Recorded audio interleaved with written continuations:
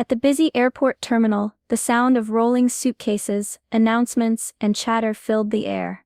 Travelers hurried past, eager to reach their gates or grab a last-minute coffee. Near Gate 24, an elderly couple stood quietly, holding hands with gentle smiles on their faces. Walter and Helen looked like they belonged to another time. Walter wore a faded brown jacket and a worn hat that had seen better days, while Helen's floral dress and cardigan looked soft but old-fashioned. Their luggage was scratched and a little battered, but carefully packed and neat. Despite their simple appearance, there was something warm and peaceful about them. They greeted other travelers with kind eyes and soft nods, as if their presence alone brought a calm to the busy terminal. Children nearby glanced at them with curiosity, and some passengers smiled back. Not far from them stood Tiffany. She was the opposite of Walter and Helen in every way. Dressed in a bright, expensive designer coat and high heels, her hair perfectly styled, Tiffany was loudly chatting on her phone. Her voice was sharp and full of confidence. She laughed as she talked about her plans for the trip, shopping, dining, and flying first class. Tiffany's eyes wandered to the elderly couple more than once. She frowned slightly, and whispered something into the phone, glancing at Walter and Helen like they were a puzzle she couldn't figure out. Other passengers noticed her cold stare, but no one said a word. The difference between Tiffany's flashy confidence and the couple's humble calm was clear, and the stage was set for a story no one would forget. As the boarding time drew closer, Tiffany's whispers grew louder. She didn't try to hide her judgment. "Look at those two," she said to her friend on the phone, her voice dripping with disdain. "They're probably too poor to even afford a decent seat. Bet they're stuck in the back of the plane, crammed in with the rest of the cheap crowd." Nearby passengers overheard her words. Some shifted uncomfortably, but no one spoke up. Walter glanced at Tiffany with a gentle smile, as if he hadn't heard a thing. Helen looked down at the floor, her hands tightening around her purse. She didn't want to make a scene. Tiffany rolled her eyes and smirked loudly enough for the couple to hear. "Honestly, it's embarrassing. Why are they even flying? Shouldn't they just take the bus or something?" she said, chuckling to herself. A few people nearby exchanged looks. Some were clearly annoyed, others seemed sad. The airport suddenly felt colder around Walter and Helen, but they said nothing. Instead, Helen quietly whispered, "Let's just enjoy the trip." Tiffany's phone call ended, but her eyes stayed fixed on the elderly couple. She made another sharp comment, louder this time, "I hope they don't end up sitting near me. I paid a lot for this first-class seat. I don't want their old-fashioned smells around me." The gate agents began organizing lines, calling groups to board. Tiffany strutted forward, clearly excited to be among the first on the plane. She glanced back at Walter and Helen one last time, sneering. Walter reached out and squeezed Helen's hand. Despite the cruel words, his smile didn't fade. Helen lifted her chin and whispered, "Let's show them what really matters." The tension in the air was thick. Everyone was waiting to see what would happen next. Would Tiffany's rude attitude go unchallenged? Would Walter and Helen prove her wrong? The story was just beginning. The gate agent's voice crackled over the loudspeaker, calling passengers by group number to board. Tiffany didn't wait. She pushed her way to the front of the line, eager to be first on the plane. She flicked her perfectly manicured nails, chatting loudly about her first-class seat, and how much she had paid for it. Around her, the other passengers watched quietly. Some glanced with curiosity at Walter and Helen, who remained seated on the nearby benches, waiting patiently.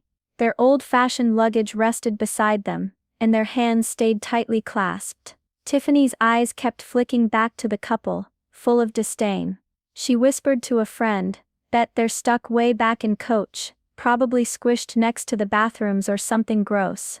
A few people nearby began to whisper quietly. A young woman pulled out her phone and started recording discreetly, her face showing disbelief at Tiffany's arrogance. Meanwhile, Walter and Helen stayed calm. Helen adjusted her scarf and smiled softly at a small child sitting nearby. Walter nodded politely to a man who held the door open for them. The crowd's mood shifted slowly. The quiet kindness of the elderly couple stood in sharp contrast to Tiffany's loud, spoiled behavior. Passengers started to look around, sensing something was about to change. Tiffany, still on the phone, bragged about the luxury of first class, talking about the free meals and big seats. But her words seemed to echo hollowly in the busy terminal. As the boarding continued, the gate agent called Walter and Helen's names. Suddenly a flight attendant appeared, walking directly toward the couple with a bright smile. The air grew heavy with curiosity. All eyes turned to Walter and Helen. What would happen next? Would Tiffany's rude assumptions be proven right, or was there more to this quiet couple than anyone expected?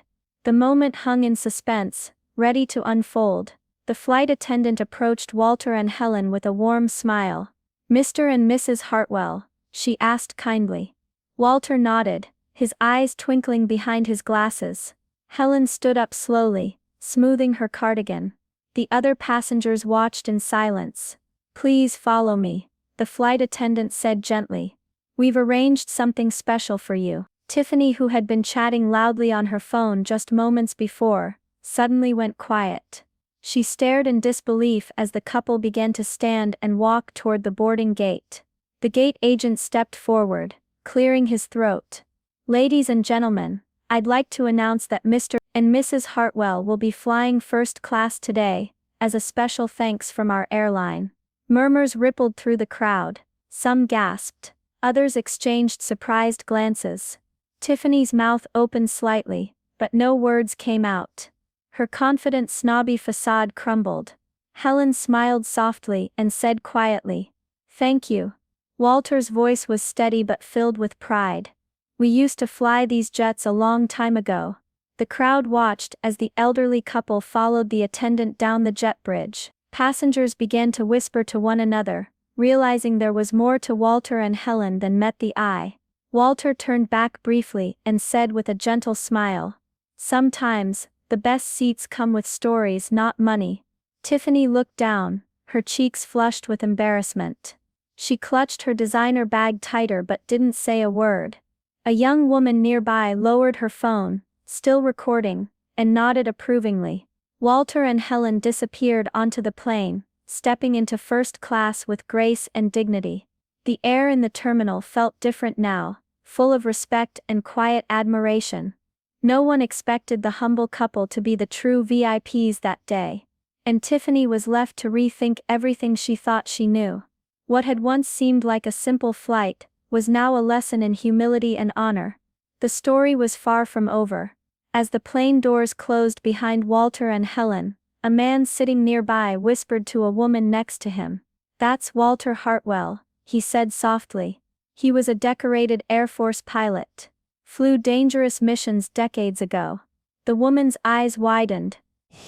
"Really? I never would have guessed." He nodded. "And that's Helen. She was a nurse in the same unit. Took care of wounded soldiers during war." Suddenly the whole story clicked. The couple's worn clothes and simple luggage were nothing compared to the life they had lived. They weren't just travelers, they were heroes. The young woman who had recorded Tiffany's rude comments leaned over and showed the video to a few nearby passengers. People's expressions changed from annoyance to deep respect. A flight attendant, now off duty, joined the conversation.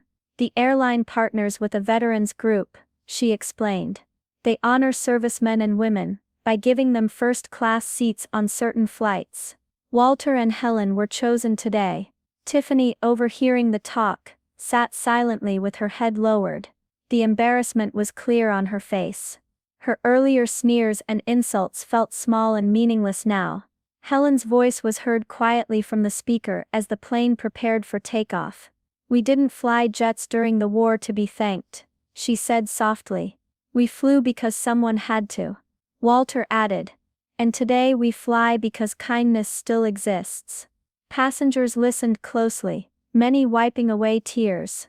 Some looked at Tiffany with gentle pity rather than anger. In that moment Tiffany realized how wrong she had been. Her judgments had been shallow, her pride misplaced. Walter and Helen's story touched everyone deeply, the true meaning of courage, sacrifice, and dignity. It was a powerful reminder that appearances can be deceiving, and respect is earned by heart, not wealth. The flight was no longer just a journey, it was a lesson for all who witnessed it. And for Tiffany, it was the beginning of a change she never expected. As the plane took off, the cabin filled with a quiet hum of conversation. Walter and Helen settled into their first-class seats with grace and calm. Around them, passengers whispered words of respect and admiration. Tiffany sat a few rows behind them, her face still flushed with embarrassment. She stared out the window, lost in thought. The confident snobby girl who had mocked them was gone, replaced by someone humbled by the kindness she had witnessed. A nervous little boy sitting near Walter suddenly started fidgeting, clutching his armrest. Seeing this, Walter turned to him with a gentle smile. "First time flying?" he asked softly.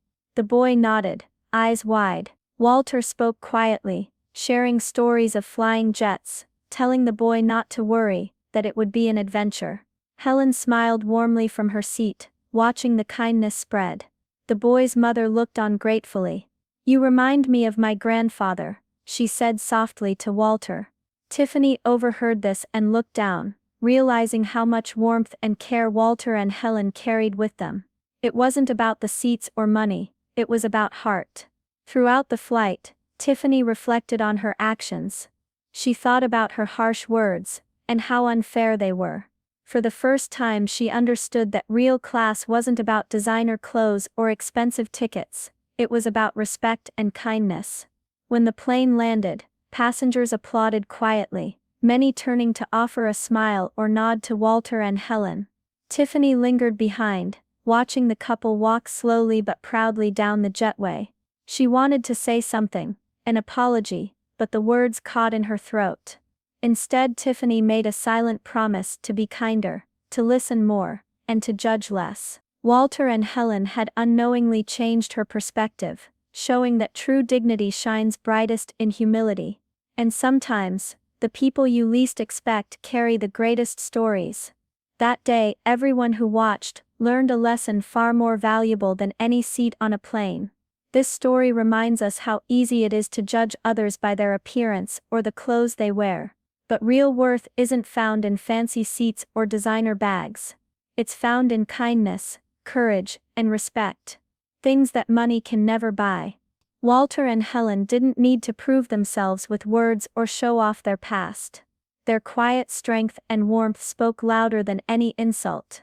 And when Tiffany looked beyond her own pride, she saw something much more valuable: true class. Sometimes, the people who seem invisible or out of place carry the richest stories and the deepest wisdom. They teach us that humility and grace are the greatest gifts we can offer each other. The next time someone seems different or less than, remember Walter and Helen's story. It's a reminder to look deeper and to treat everyone with kindness. Because you never know the battles they've fought or the hearts they've touched. And maybe, just maybe, a little respect can change someone's whole world. That day, a snobby girl learned what real class looks like, and it wasn't in her seat.